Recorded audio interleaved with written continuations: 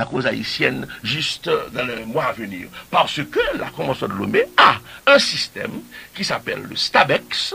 Ce système du STABEX qui est capital pour les pays africains, les pays caraïbes qui participent, les pays du Pacifique, permet à un gouvernement d'avoir des revenus relativement assurés en dépit de la fluctuation des prix des matières premières sur le marché international. Avec ça, on peut faire un budget, avec ça, on peut faire des plans. Alors c'est ça, nous devons entrer dans le système de Lomé, au moins pour cette raison que nous pourrons bénéficier du système STABEX. Je sais qu'on est en train, à l'heure actuelle, d'envisager comment Haïti pourra bénéficier de ce système. Les négociations sont assez avancées, les plans aussi, les projets aussi, et la question de statut sui generis pour Haïti dans tout ceci, mais je ne vais pas entrer dans tous les détails techniques pour le grand public. Le problème est le suivant, il y a une nécessité d'empêcher que le pays haïtien soit victime de l'effondrement des prix qui, à ce moment-là, rend son effort absolument inutile.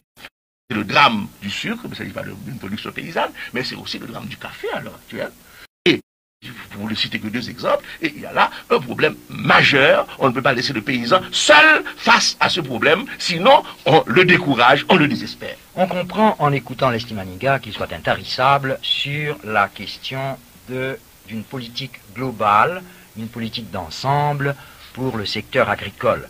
Cependant, au passage, il y a 2 ou 3 questions, puisqu'il a soulevé la question du riz. Je vais citer le texte « Changer la vie » de l'option du RDNP. Dans le même ordre d'idées, il faut certes privilégier et donc protéger le riz national par rapport au riz de Miami et faire cesser la contrebande de ce dernier.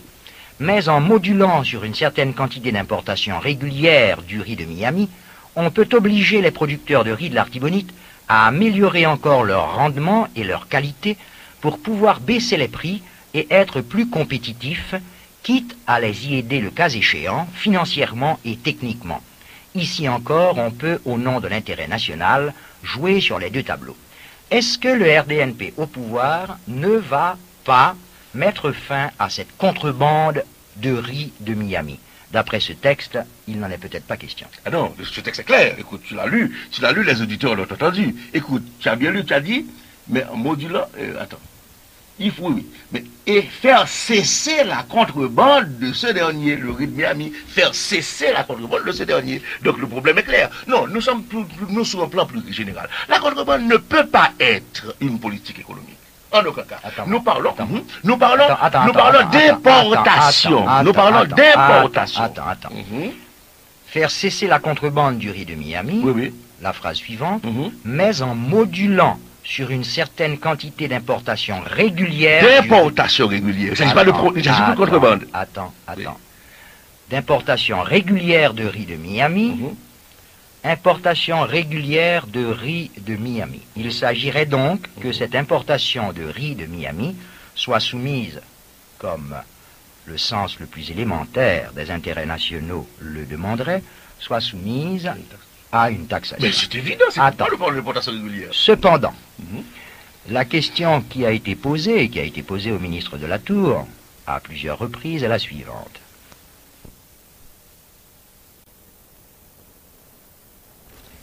Quel serait le niveau de cette taxation de façon à permettre à ce riz de Miami, qui n'est pas produit à Miami, c'est une appellation qui n'est pas contrôlée, à ce riz américain, lequel est subventionné à tous les niveaux par l'État fédéral, et donc cette subvention de l'État fédéral américain aux producteurs de riz vient donc permettre à ce riz de Miami, entre guillemets, de faire concurrence au riz haïtien. Et c'est là où je crois percevoir une petite contradiction, où il n'y a aucune allusion à cette subvention d'un riz d'importation, dont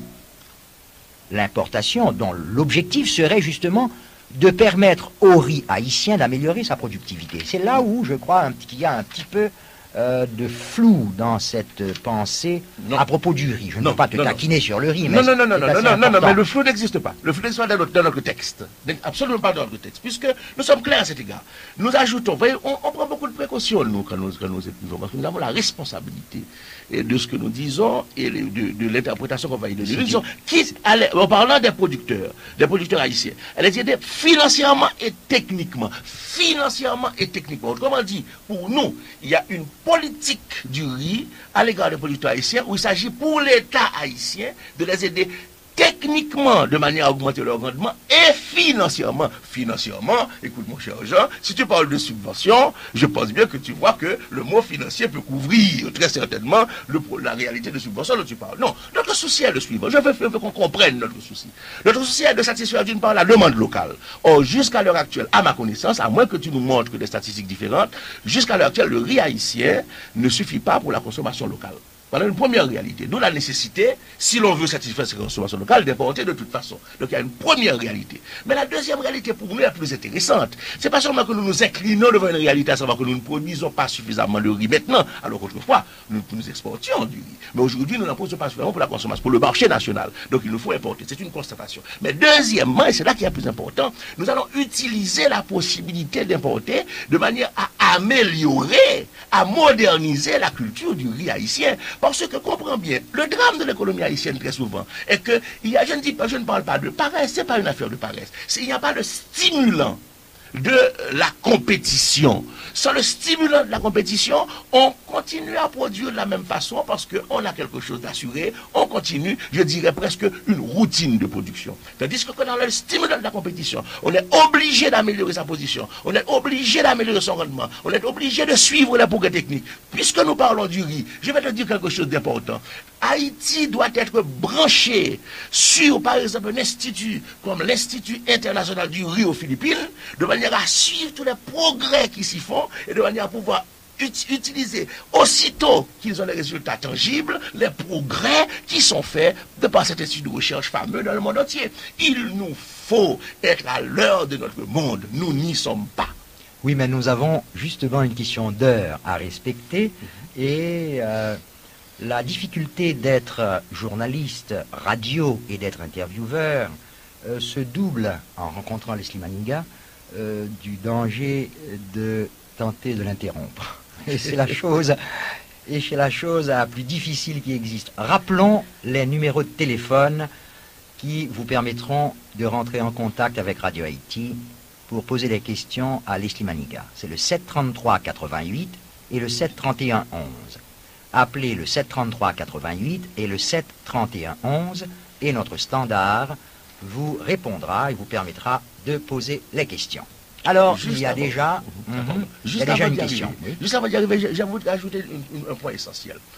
Dans notre programme de développement rural, il y a l'idée originale, et pour nous essentielle, de couvrir le pays d'un réseau de maisons du peuple. Nous y viendrons tout à l'heure. Nous y viendrons tout à l'heure, oui, d'accord. On va y venir tout à l'heure. Bon, alors la question, il y a une première question posée à Leslie Maniga au téléphone que notre standard a enregistré. Comme je voulais poser le dia à les deux Leslie Maniga, ça concerne directement une question dont on a parlé en 1960 ou bien en 59 que Leslie Maniga était dans une manifestation devant l'ambassade américaine, il dirait les Vive du Valier, on va quelconque. Donc nous demandons Leslie, est-ce que vraiment en 1960 ou bien 59, il était fait une manifestation en faveur de Jean-Claude Duvalier? Deuxième question, conseil d'avion qui a passé en l'air la photo et moi ces photos de Leslie Maniga. Question d'avion demandé qui bon Leslie Maniga joindre comme pour faire campagne en l'air et deuxièmement tout qui bon tout les joindre avion ça. Merci. Je crois que, Leslie, tu as entendu la première question. J'ai l'impression que la première, on était en train de bavarder, j'ai l'impression que la première porte sur la fameuse accusation lancée par Sylvie Claude. Je crois que j'aurais participé à une manifestation organisée. Ouais. Bon. Alors, la manifestation en faveur de François Duvalier. La question est posée en créole, il faut que je réponde en créole. Absolument. Bon, d'accord. Bon, bien contre la question ça, première question ça a posé, parce que la femme clarifiait une fois pour toutes. Question ça. Non, mais les Sylvie Claude là, son homme que véritablement faut l'homme faire très attention à lui. Parce que il dit ça, il dit sans pas chercher vérifier si c'est vrai ou pas, M'rene ça un monde irresponsable. Son nom m'a été qu'on prend au sérieux pendant longtemps à cause de lutter contre Duvalier, toujours incliné devant courage. Et d'ailleurs, l'un à l'étranger, nous-mêmes à Caracas, nous t'apprenons que M. Proposition et que la pluté, immédiatement, nous cherchons encore avec lui, nous aider même financièrement à l'époque, pour dans la lutte qu'il a fait. Donc nous n'avons aucune objection de principe contre lui. Mais devant attitude, monsieur, devant déclaration irresponsable, nous obligés de dire un certain nombre de choses qui sont très nettes et très catégoriques. Nous mettons Sylvio Claude au défi, mais au défi formel, de prouver ça le dire. En aucun moment, Leslie Maniga n'a pas jamais organisé manifestation pour Duvalier, voire devant l'ambassade américaine. Je ne pas jamais, dans toute vie, je ne pas jamais mettre ni parole, ni plus au service d'un monde ou d'un gouvernement. Jamais. Mieux que ça, tout le monde connaît, tout le monde qui vit l'époque la connaît, que l'intellectuel qui a organisé une manifestation en faveur de Duvalier, en matière culturelle, dans la Bibliothèque nationale, Vio avec au bout, principalement, c'est un troisième tour qui est encore vivant, qui te vient côté pour me demander si je n'ai pas accepté d'être dans la liste des invitants. Moi, je me dit non. Je me demande est-ce que je n'ai pas accepté de participer à la manifestation. La Bibliothèque nationale me dit non. Les invités non pas paraître là parce que je refusé. Et les manifestations faites Bibliothèque nationale, effectivement, non pas paraître non plus. Parce que je suis qui a dignité, qui a indépendance. Sylvio Claude, c'est un homme qui est irresponsable parce que lui dit de mentir sur n'importe qui monde. Ce n'est pas une seule fois ça arrive. Il y a une ambassade qui est obligée de démentir la firme de bail qu'il faut. Ici, à me démentir formellement. Maniga n'a pas rien à voir avec les actions de ce genre. Au contraire, c'est exactement le contraire. Quand tu as fait que Maniga, en un certain moment, par contre, si en uniforme ou bien qui ça, je pense que ça sont insultes liées. Parce que son intellectuel toujours respectable que bien, toujours respecté tête, je ne jamais la femme à coûte, à aucun moment de mon existence, je ne jamais lié à aucun femme à coûte. Au contraire, je suis toujours contre le macoutisme. Je combatte le macoutisme et c'est ça qui fait des victimes du Valier, me fait prison sous du Valier et m'oblige de partir en pays, prendre asile dans l'ambassade et faire 23 ans à l'étranger. Donc, je me qu'on va être très clair et très net. Dans la bataille électorale, ça. Nous avons que le candidat, il respecte le monde et respecte la vérité. Si vous considérez son adversaire sérieux pour vous, je veux une vérité pour dire. Mais pas chercher mentir pour dire sur moi. Ça, je trouve pas bon. Et clairement, avec un peu pas ici sur ça, attention à la campagne de calomnie ça, qu'a fait contre moi, parce que je ne vais pas jouer l'autre bagaille pour dire. Bon, deuxième question sur avion. Bon. Quand on va pour faire passer avion avec Tracourio sur Port-au-Prince. Ça fait me rire, parce que il y a deux bagailles pour me dire ce question ça.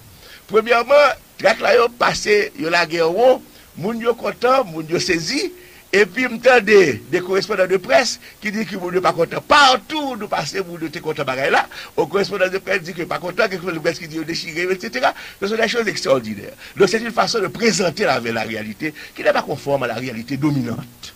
Bon, c'est une. Mais maintenant, avion ça, bonjour, tout le monde a saisi où il a fait avion ça. Je comprends qu'à faire avion ça, c'est une opération qui coûtait un DLP en pile. Et bien, ma petite petit bagage qui est très simple. Ou pour le saisir, je sais pas dire, tout le peuple a le saisir. Nous avons pour nous bailler en détail. Après faire campagne, nous avons beaucoup ça, dire après faire campagne. Mais pour mettre ça, nous avons en détail l'opération financière. Nous sommes capables de dire dès maintenant. Bien que, en précis, on va peut-être le dire, puisque vous ne pouvez pas le dire depuis hier. Son opération qui pas coûté à nous le quart d'un prix d'un Jeep. Moun qui achète 10, 15, 20 Jeep, yo de loin, beaucoup plus moyen que nous-mêmes partis opération de faire, parce que pas coûter nous le quart du prix d'une Jeep. Mais en réalité, Haïtien aime exagérer. Parce que photo a sorti sur le ciel, ils imaginent que son paquet l'argent qui fait ça, mais pas du tout. Son problème d'idée, ou problème original. Lorsque je vais nous idée, ou trouver l'intéressant, ou dit comment vous réaliser. On nous comment vous réaliser. Et elle dit, bon, moi-même, je suis capable de faire tel bagaille. Et elle dit, moi-même, je suis capable de faire tel bagaille. Et finalement, bagaille là revenu à presque rien du tout pour qui ça. Parce qu'on a dévouement, ou un sacrifice, ou une contribution. Mais si nous n'avons aucune affaire de gros argent là-dedans, si nous avons l'argent, nous supposons être à well. Parce que nous-mêmes, là, la campagne, nous, là, dans tout le pays, c'est 3 jeeps d'occasion qui circulaient, nous-mêmes, là, aller. Nous avons d'autres monde, il y a des caravanes, ou il y a des 17, 18 jeeps, nous n'avons pas gagné. Non, nous pas gagné moyen, tout le monde. Je vais vous un exemple, Jean. Ça m'a baoul pour sourire un petit peu avec moi. Je suis devant Holiday Inn. Pour des qui me dit, candidat. Et puis il dit, bon, j'avais mon là sur là. Et puis il fait ça, regarder moi, il dit, c'est au Maniga, on met le bombe de goud. On dit, peuple la connaît que nous ne pouvons pas chez nous-mêmes. Peuple la connaît ça très bien. Oui, mais moi, mon petit problème, c'est que, où Djumba et l'âme d'Arem et le ville, Ou dit que après campagne, non, ou après mettez tout compte à jour et à clair pour tout le monde. C'est ça. Ça veut dire qui ça? Ça veut dire que vous dit côté cob campagne en sortie. À côté cob, nous sommes capables de dire maintenant. N'a pas aucun problème sur ça. Nous-mêmes, nous sommes partis qui existaient depuis 8 ans. Nous avons des branches régionales sur, nous avons 24 branches régionales sur 3 continents. Afrique, Europe, Amérique du Nord. Nous avons 7 branches régionales qui contribuent régulièrement chaque mois à financer le mouvement. M'a cité Chicago, Montréal, Ottawa, Boston, New York, Washington, Miami. Mais 7 branches régionales haïtiennes membres de l'INP qui régulièrement chaque mois vous les t-shirts. Maintenant, j'ajoute ceci. Madame, non, on va faire me sourire là, il faut me sourire tout. Oui, Comment ça. 7 là, où tu choisi comme quoi? Ou quoi dans chiffre 7 là? Mais non, il te l'explique. Bon, ok, c'est le hasard qui a boulé. Hasard boulé avec toujours. Mais si Providence avec moi, c'est pas fort. Mais c'est pas moi qui ai inventé. La Providence est avec moi, je suis heureux. Mais je crois en la Providence. Mais je ne parle pas de hasard. Mais c'est pourquoi le 7. Mais c'est pas un hasard banal. Non, quittez le sucre pour ça, c'est 7. C'est parce que, on malheureux qui a travaillé en République Dominicaine, il ne peut pas voir l'argent. Ou malheureux qui a travaillé en Guadeloupe, il ne peut pas voir l'argent facilement, ni régulièrement.